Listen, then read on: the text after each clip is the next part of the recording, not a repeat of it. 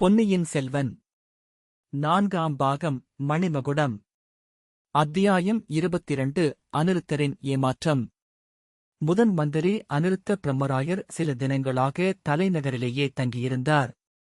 அவரைக் காண்பதற்கு அரசாங்க அதிகாரிகள், சிற்றரசர்கள், சேனைத் தலைவர்கள், அயல்நாட்டு தூதுவர்கள், வர்த்தகக் குழுக்களின் பிரதிநிதிகள், ஆலய நிர்வாகிகள், தென்மொழி வடமொழி வித்வான்கள் முதலியோர் வந்த வண்ணமிருந்தார்கள். ஆதலின் அவருடைய மாளிகையில் ஜே என்று எப்போதும் ஜனக்கூட்டமாக இருந்தது. அநிருத்தர் தமக்கென தனியாக காவல் படை வைத்துக் கொள்ளவில்லை. பரிவாரங்களும் மிகக் குறைவாகவே வைத்துக் கொண்டிருந்தார். ஆகையால் பழுவேட்டரையர்களோடு அவருக்கு தகராறு எழுவதற்கு காரணம் எதுவும் ஏற்படாமலிருந்தது. ஆனபோதிலும் சின்னப் பழுவேட்டரையர் முணுமுணுத்துக் கொண்டிருந்தார். முதன் மந்திரி தஞ்சை நகரில் தங்க ஆரம்பித்ததிலிருந்து கட்டுக்காவல் குறைந்து போயிருந்தது. முதன் மந்திரியைக் காண வேண்டுமென்ற வியாஜத்தில் கண்டவர்கள் எல்லாம் கோட்டைக்குள் நுழைந்து கொண்டே இருந்தார்கள். சக்கரவர்த்தியின் அரண்மனையை அடுத்து முதல் மந்திரியின் மாளிகை இருந்தபடியால் அரண்மனை வட்டாரத்திலும் ஜனக்கூட்டம் அதிகமாகிக் கொண்டிருந்தது. முதன் மந்திரியின் பெயரைச் சொல்லிக் கொண்டும் அவருடைய இலச்சினையைக் காட்டிக் கொண்டும் அநேகம் பேர் அங்கே வந்து அவரைப் பார்த்த வண்ணமிருந்தார்கள். இதையெல்லாம் ஓரளவு கட்டுப்படுத்த வேண்டும் என்று சின்னப் பழுவேட்டரையர் விரும்பினார். ஆனால் நேரில் முதன் மந்திரியிடம் போய் சண்டை பிடிப்பதற்கு வேண்டிய துணிச்சல் அவருக்கு இல்லை. பெரிய பழுவேட்டரையரும் இருந்தால் இருவருமாக யோசித்து ஏதேனும் செய்யலாம். இந்தச் சமயம் பார்த்து பெரிய பழுவேட்டரையரும் கடம்போருக்குப் போய்விட்டதனால் சின்னவரான காலாந்தக கண்டருக்கு ஒரு கை ஒடிந்தது போல் இருந்தது. கோட்டைக்குள் ஜனக்கூட்டத்தைச் சேர்த்து கட்டுக் காவலுக்கு ஊறு விளைவிப்பது போதாது என்று முதன் மந்திரி அநிருத்தர் அடிக்கடி ஏதாவது சின்னப் பழுவேட்டரையரிடம் உதவி கேட்கும் பாவனையில் அவருக்குக் கட்டளை அனுப்பிக் கொண்டிருந்தார். சில நாளைக்கு முன்பு கோடிக்கரைக்கு அனுப்புவதற்கு சில வீரர்கள் வேண்டும் என்று கேட்டார். காலாந்தக கண்டரும் ஆட்களைக் கொடுத்து உதவினார். பிறகு நேற்றைக்கு உயர்குலத்து பெண்மணி ஒருவரை திருவையாற்றிலிருந்து அழைத்து வரவேண்டுமென்றும் அதற்கு பழுவூர் அரண்மனையின் மூடுபல்லக்கு ஒன்றும் சிவிகை தூக்கிகளும் வேண்டும் என்றும் சொல்லி அனுப்பினார். சின்னப் பழுவேட்டரையர் இந்த கோரிக்கையையும் நிறைவேற்றினார். ஆனால் மனத்திற்குள் இந்த பிரம்மராயன் ஏதோ சூழ்ச்சியில் ஈடுபட்டிருக்கிறான். அவ்விதம் மூடுபல்லக்கில் வைத்து வரவழைக்கக்கூடிய உயர் குடும்பத்து பெண்மணி யார்? எதற்காக இங்கே வருகிறாள்? இதை எப்படியும் கண்டுபிடிக்க வேண்டும். இத்தகைய சந்தர்ப்பத்தில் தமையனார் இங்கே இல்லாமற் போய்விட்டாரே என்று அவர் மனச்சஞ்சலப்பட்டது. முதன் மந்திரி அநிருத்தரின் மாளிகைக்கு மூடுபல்லக்கில் வந்தது யார் என்று தெரிந்து கொள்ள இன்னொரு மனிதனும் ஆவல் கொண்டிருந்தான். அவன் வேறு யாரும் இல்லை, அநிருத்த பிரம்மராயரின் அருமை சீடனான ஆழ்வார்க்கடியான்தான்.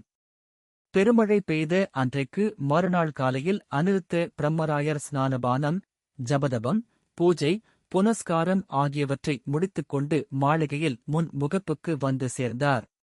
தம்மைக் காண்பதற்கு யாரார் வந்து காத்திருக்கிறார்கள் என்று சேவகனைப் பார்த்து கொண்டு வரச் செய்தார். காத்திருந்தவர்களில் ஆழ்வார்க்கடியான் ஒருவன் என்று தெரிந்ததும் அவனை உடனே கூட்டி வரும்படி ஆக்ஞாபித்தார். ஆழ்வார்க்கடியான் தன் குருநாதரின் முன்னால் விரைந்து வந்து பயபக்தி வினயத்துடன் நின்றான். திருமலை, போன காரியம் என்ன ஆயிற்று என்று அநிருத்தர் கேட்டார். குருவே, மன்னிக்க வேண்டும், தோல்வியடைந்து திரும்பினேன் என்றான் ஆழ்வார்க்கடியான். ஒருவாறு நான் எதிர்பார்த்ததுதான். ஆதித்த கரிகாலரை சந்திக்கவே முடியவில்லையா? சந்தித்தேன் ஐயா. தாங்கள் சொல்லச் சொன்ன செய்திகளையும் சொன்னேன், ஒன்றும் பயனில்லை.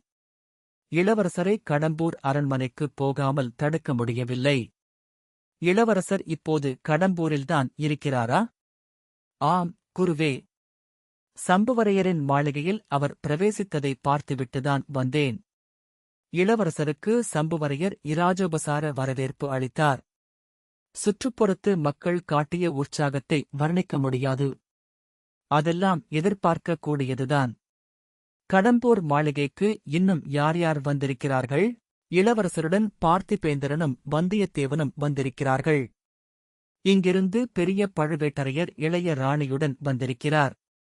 இன்னும் நடுநாட்டையும் திருமுனைப்பாடி நாட்டையும் சேர்ந்த பல சிற்றரசர்களையும் அழைத்திருப்பதாக கேள்விப்படுகிறேன். திருக்கோவலூர் மலையமான் மணிமுத்தா நதி வரையில் இளவரசருடன் வந்து திரும்பி போய்விட்டார். அந்த வீரக்கிழவன் சும்மா இருக்க மாட்டான். இதற்குள் சைனியம் திரட்டத் தொடங்கியிருப்பான். தெற்கே இருந்து கொடும்பாளூர் பெரிய வேளான் பெரிய சைனியத்துடன் வருவதாக கேள்விப்படுகிறேன். இந்த ராஜ்யத்துக்கு கேடு ஒன்றும் வராமல் கடவுள்தான் காப்பாற்ற வேண்டும். திருமலை, நீ வரும் வழியில் சோழ நாட்டு மக்கள் என்ன பேசிக் கொண்டிருக்கிறார்கள் என்பது ஏதேனும் காதில் விழுந்ததா? சின்ன இளவரசருக்கு நேர்ந்த கடல் விபத்தைப் பற்றியே அதிகம் பேசிக் கொண்டிருக்கிறார்கள். பழுவேட்டரையர்கள் மீது ஒரே கோபமாயிருக்கிறார்கள். சிலர் தங்களையும் சேர்த்து குறை கூறுகிறார்கள். ஆம், ஆம், குறை கூறுவதற்கு அவர்களுக்கு நியாயம் இருக்கத்தான் செய்கிறது. திருமலை, சீக்கிரத்தில் இந்த முதன் மந்திரி உத்தியோகத்தை விட்டுவிட எண்ணி இருக்கிறேன். குருவே, தாங்கள் அப்படி செய்தால் எனக்கும் விடுதலை கிடைக்கும். ஆழ்வார்களின் பாசுரங்களை நாடெங்கும் பாடி யாத்திரை செய்து ஆனந்தமாய்க் காலம் கழிப்பேன். எப்போது உத்தியோகத்தை விட்டு விடப் போகிறீர்கள், ஐயா? இராஜ்யத்திற்கு விபத்து நேராமல் பாதுகாக்க கடைசியாக ஒரு முயற்சி செய்து பார்க்கப் போகிறேன். அது முடிந்ததும் விடப்போகிறேன். அது என்ன முயற்சி குருவே? அந்த முயற்சியில் மிக முக்கியமான முதற்படி ஏறியாகிவிட்டது. திருமலை, உன்னால் வர முடியாது என்று நீ கைவிட்டுவிட்ட ஒரு காரியத்தில் நான் வெற்றி பெற்றுவிட்டேன்.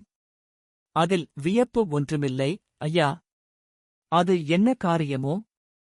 ஈழத்தீவில் பித்துப் பிடித்தவள் போல திரிந்து கொண்டிருக்கும் ஓர் உமை ஸ்திரியை தேடிப் பிடித்து அழைத்து வரச் சொன்னேன் அல்லவா?